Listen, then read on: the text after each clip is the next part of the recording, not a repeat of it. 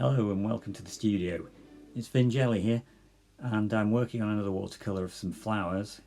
This time it's a composition made up from lots of different reference shots and I'm trying to keep things fairly simple, trying to keep it quite an impression of flowers. So as you can see, the blues going on, it's just a frothy mass really.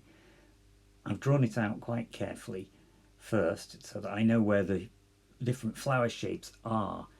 But in terms of watercolour, I'm trying to keep it free. I'm not being too bound by edges. The three daisy forms obviously are quite important and key to the composition. So they remain fairly clear and are probably the most detailed parts of the painting. The rest of it, as I say, is about light, shade, watercolour effects. The colour scheme is fairly limited to just 2 or 3 blues and a few greens, and then later on I've added a bit of a few yellows and reds just to sort of offset it, but the main theme is of blue and green, and those focal points of orangey yellow in the centres of the daisies. I've added various wet in wet techniques and some salt and different ways of getting texture, doing a lot of mixing of the blues in small areas.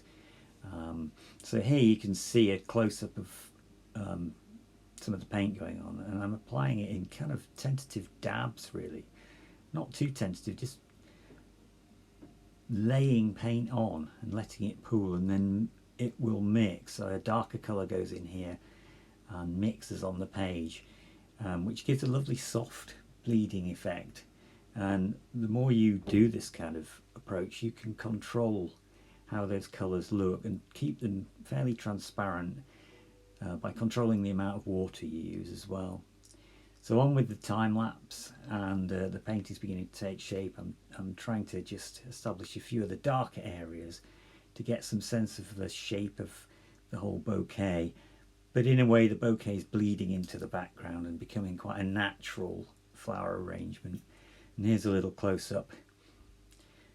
And then I decided to carry on working a bit more, add just a few more colours to the background, just to sort of introduce a bit more interest and some more watercolour effects. So here's the final result.